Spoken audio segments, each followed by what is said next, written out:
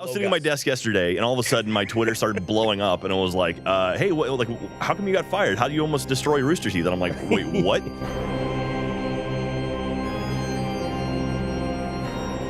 It happened in late 2008. Rooster Teeth had just been given access to some unreleased games to test out, which was stored in a dev kit that Jack was holding onto.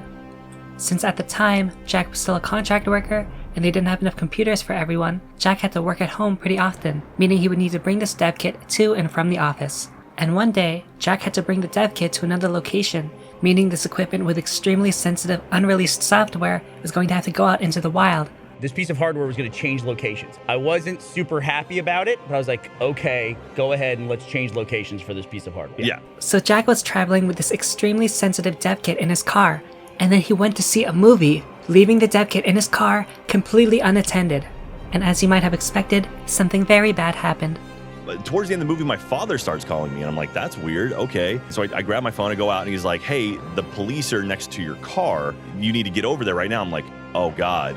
And sure enough, the driver's side window of my car had been shattered, and the bag that had the hardware in it was not there anymore. Jack went into an absolute panic because he was trusted with this super sensitive, unreleased software, and it was just stolen under his watch. I called Jeff and I called Bernie. I said what had happened, and you were like, "Are you kidding me? Like, you thought it was a joke?" And then I said I wasn't, and I could hear your face drop. Yeah. And Both Jack and everyone at Rooster Teeth, which at the time was still only a handful of people, started to freak out.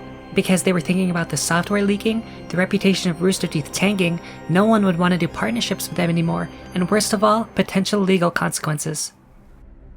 Thinking he had just completely destroyed the company, Jack 100% accepted the blame and voluntarily resigned from his contract at Rooster Teeth, thinking there was no place for him at the company anymore. And then I basically got home and I was like, "Well, fuck. All right. I don't think I'll ever work for Rooster Teeth."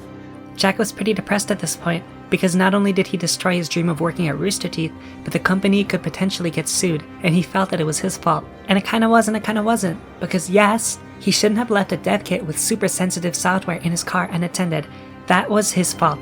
But he also got robbed, which was totally out of his control, and even though Bernie was really upset, he didn't really hold it against Jack.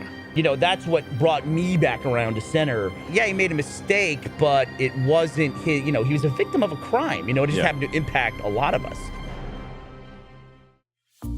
So Jack, still wanting to work in film, decided to leave his home in Austin, Texas, and move to Los Angeles to start his new life. But the problem with working in LA is that it's super competitive. But when he arrived, he was able to find some work. But it wasn't necessarily the kind of work he was looking for, because he managed to get a job in the porn industry. I worked on a couple softcore pornos. Nice! Yeah. He wasn't one of the actors in the porn, unfortunately. He mostly worked behind the scenes. But he did appear as an extra on one of them, showing up on camera where he got licked by a stripper.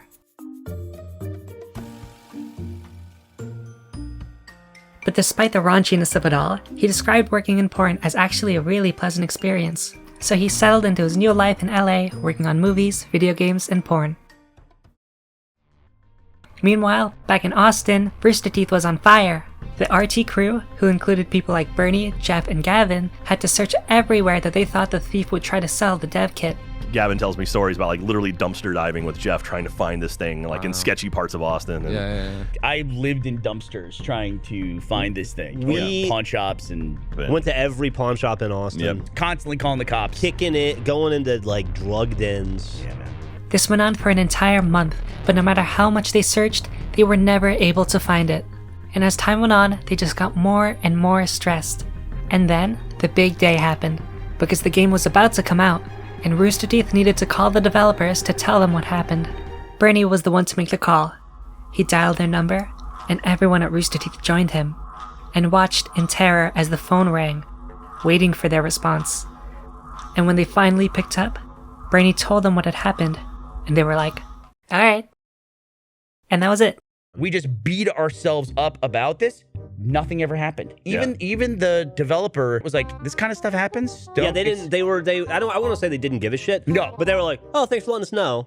Yeah, this is something we deal with." So Rooster Teeth freaked the fuck out, but it turns out the devs weren't even that mad. So fast forward a couple months, when the dust had settled, thankfully nothing had leaked, and Rooster Teeth wasn't in any legal trouble. And Jeff, who missed his buddy Jack, found him in LA and asked him to come back. And after a few more months, in December 2009, Jack was finally hired full-time and has now been working at the company for over a decade. So that's the story. If you've ever heard about the time Jack got fired or heard about his porn career and you wanted to find out what that was about, that's the story. This crazy thing happened, they freaked out about it, and then nothing happened. The end.